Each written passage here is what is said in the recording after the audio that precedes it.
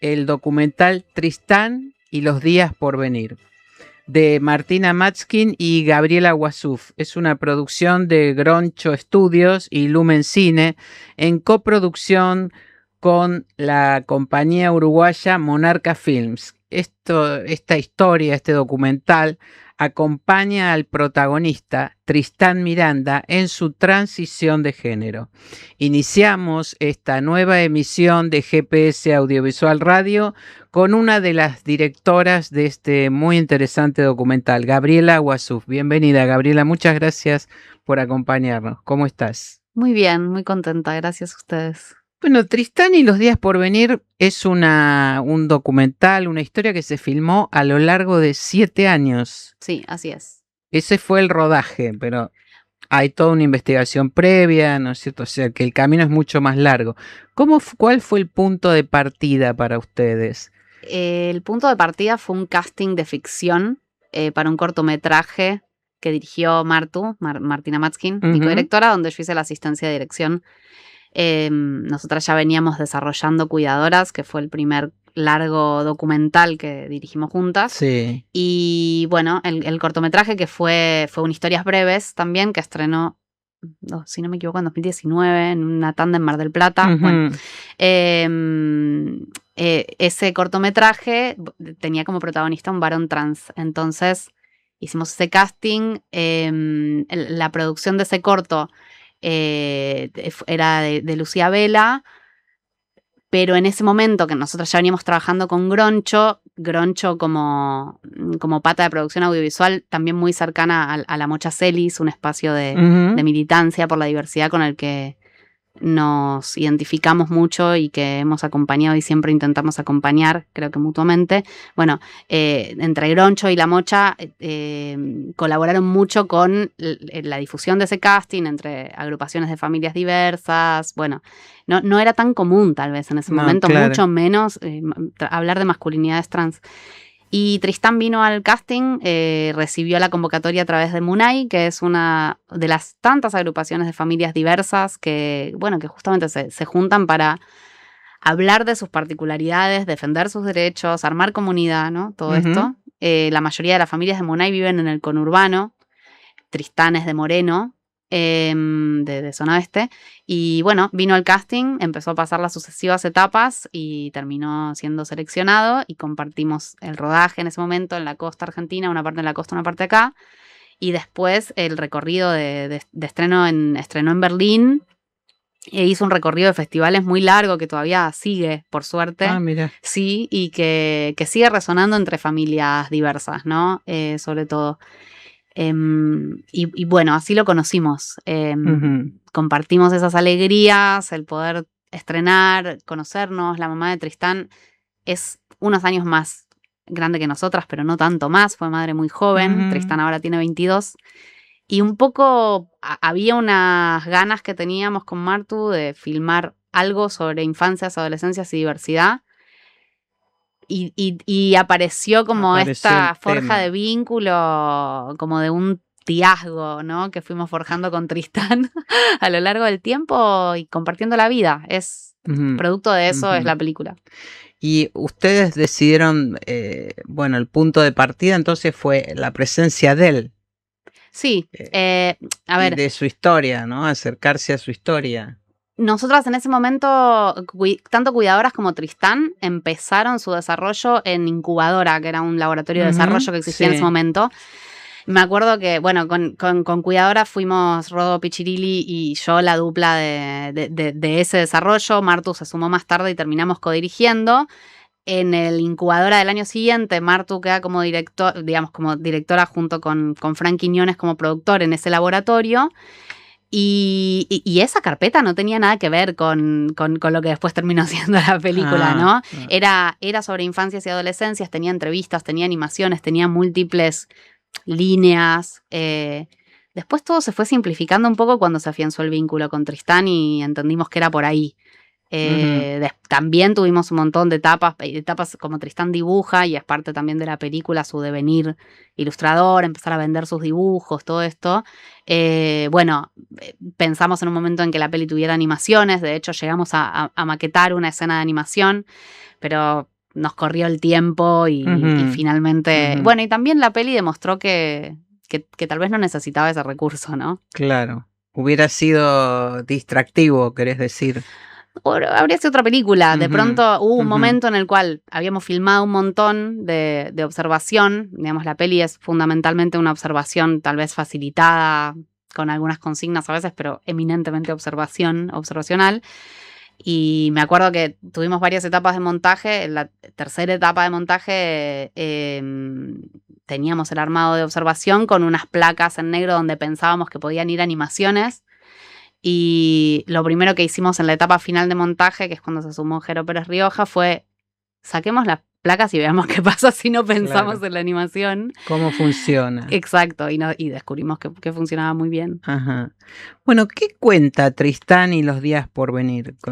¿Con qué se va a encontrar el público cuando vaya a ver este documental que se estrena ahora? Sí, mañana. Se va a encontrar quien vaya a ver Tristán y los días por venir con una película, dependiendo de cuánto uno tenga cariño, afecto, afición por los documentales, puede parecerle más o menos documental, ¿no? Eso nos pasó con Cuidadoras también. Ay, no parece un documental, como no tiene, ¿no?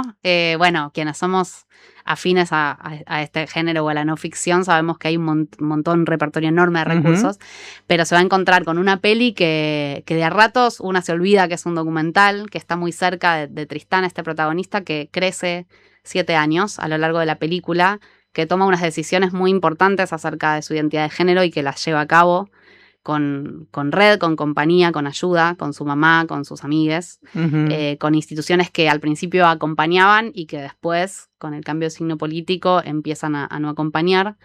Y entonces la peli se vuelve un retrato del crecer y del transicionar, mostrando el vínculo cercano que tiene ese proceso con el tomar conciencia acerca de los propios derechos, con el tomar del mundo lo que uno es y sobre todo con el crecer en red, en comunidad, ¿no?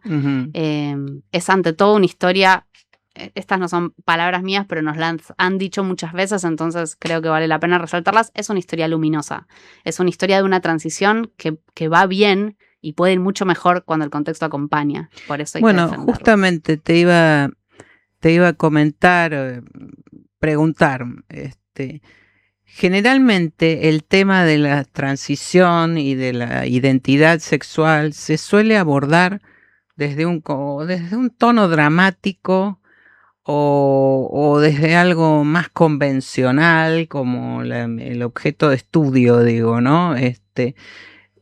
Pero ustedes eligieron otro camino, porque si me estás diciendo que les dicen que es una película muy luminosa, digo, ¿cómo fue eso, esa elección? Que es una elección estética, ética, artística.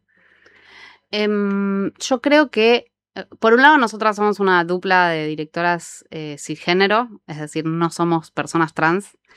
Y lo que nos pasó tanto con esta película como con Cuidadoras, yo diría que nos pasa cada vez que abordamos algo que filmar, es que nos preguntamos mucho qué nos pasa. Tratamos de imaginar qué nos pasaría a nosotras si nosotras fuéramos las personas filmadas o narradas, ¿no? Porque hay mucha generosidad en el poner el cuerpo, sobre todo en un documental con gente que no es actriz o que está eso, encarnando su propia vida. Sí. Entonces, creo que hay cierto, podríamos decir, hay cierto pudor en lo que contar o lo que no, pero aparte, es esto, ¿qué podemos contribuir hoy a las narrativas, a la enorme cantidad de narrativas sobre diversidad? Bueno, que hay historias que salen bien cuando el contexto acompaña, que el contexto nunca es suficiente, que hay que pelear por ese contexto que pueda acompañar.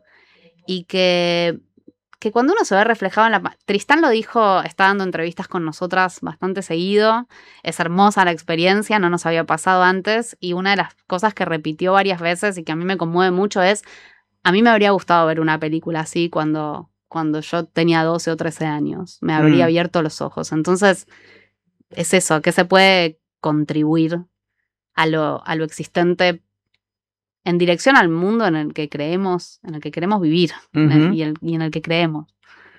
Claro. Ahora, bueno, supongo que también, más allá, Martina Matskin, la codirectora de Tristán y los días por venir, nos contaba en otro programa en el que estuvo ella, que Tristán les dice tías. Sí. Eso habla también de un vínculo que se generó, ¿no? Sí. Afectivo. Ahora, ¿cómo ustedes toman distancia en ese vínculo para lograr el objetivo, si cabe la palabra, de retratar de esta manera a Tristán o al protagonista de la historia que están narrando? A ver, nos llamamos tías en este momento. Creo que siempre hubo un reconocimiento del vínculo y el cariño que nos tenemos. Eso no siempre fue sencillo en rodaje. O sea, hoy, con la película terminada, creo que puedo disfrutar más de ese vínculo.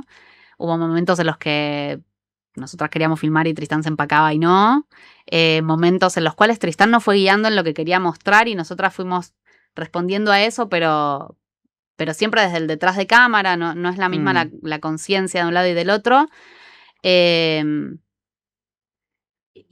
Sí, hubo momentos de desacuerdos a lo largo de los 7 años. No sé, no sé si la distancia tampoco garantiza. O sea, me parece que hay que problematizar un poco este concepto de la distancia óptima, ¿no?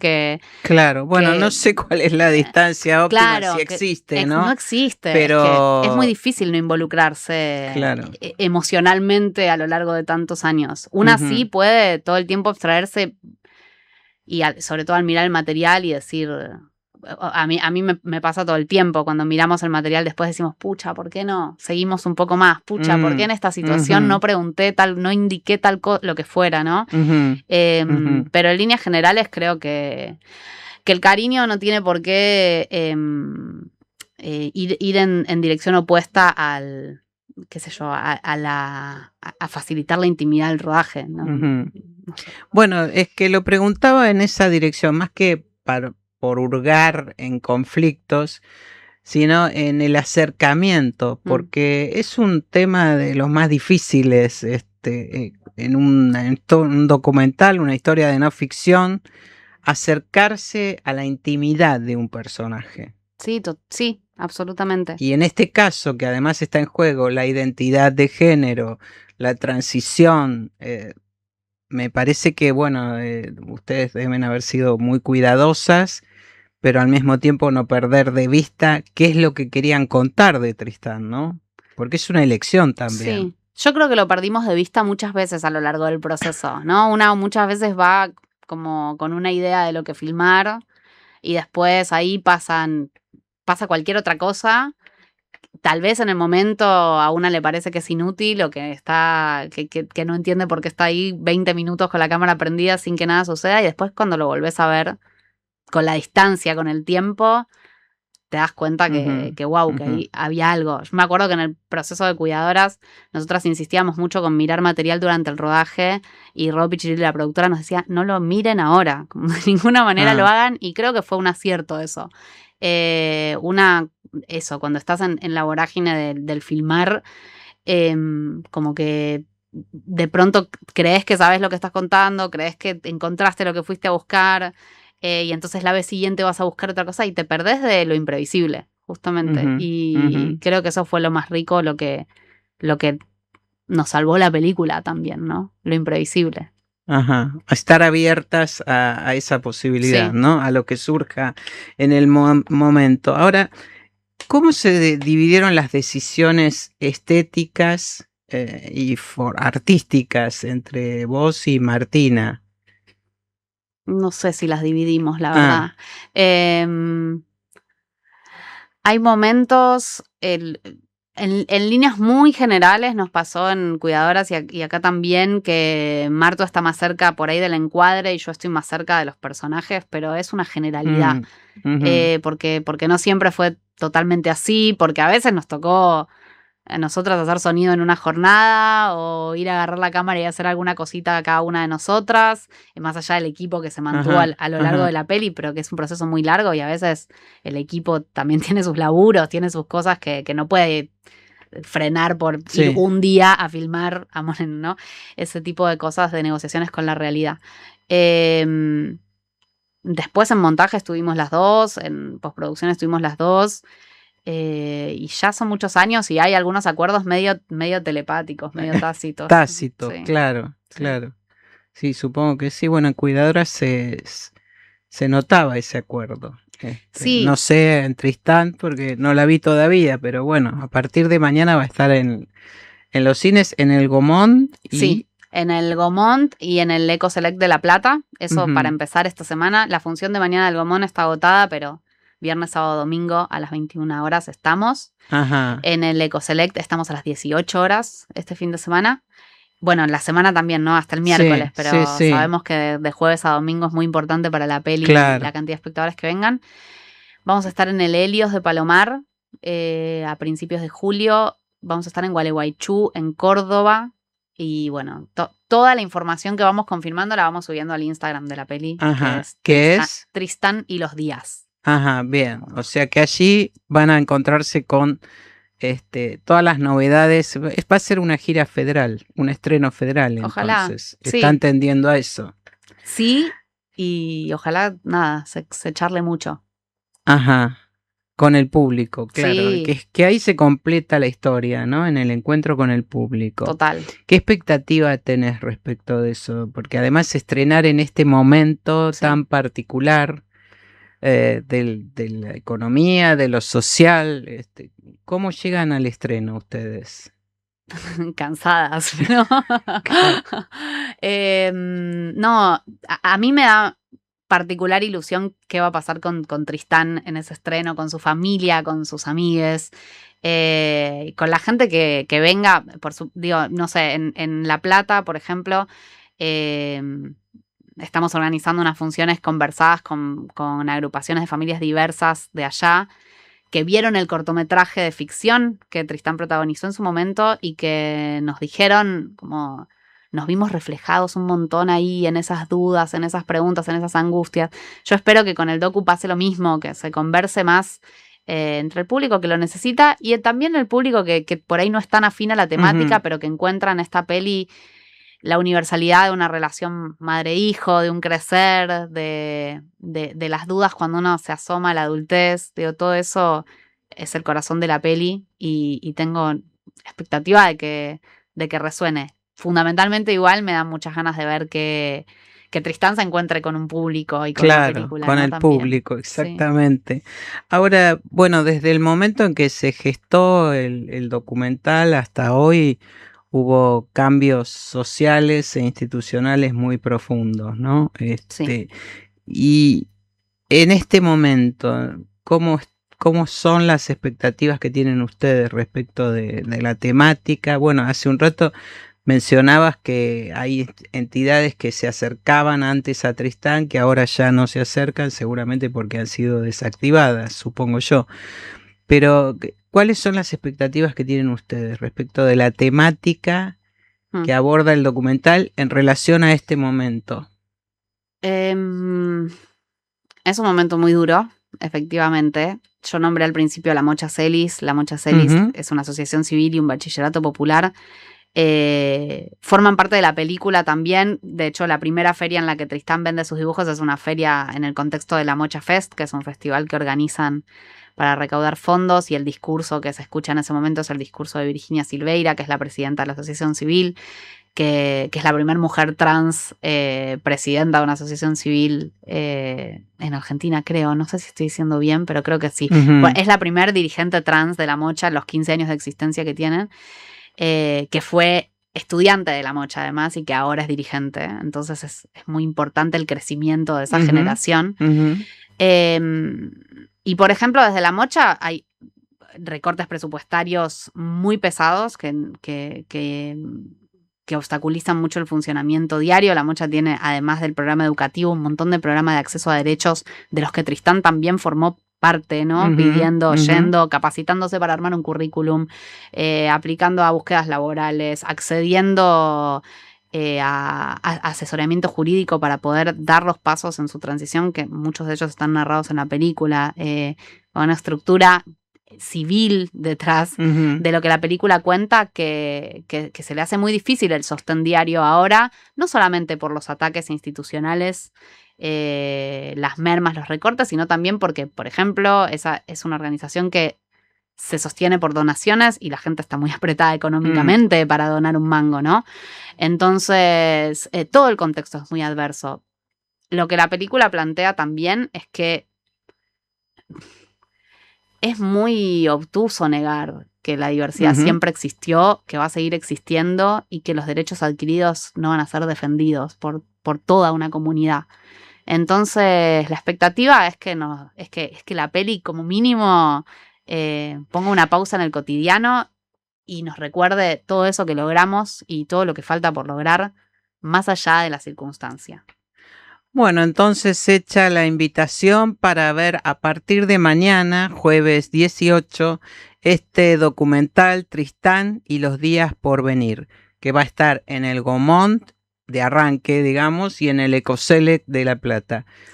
Muchísimas gracias por este contacto.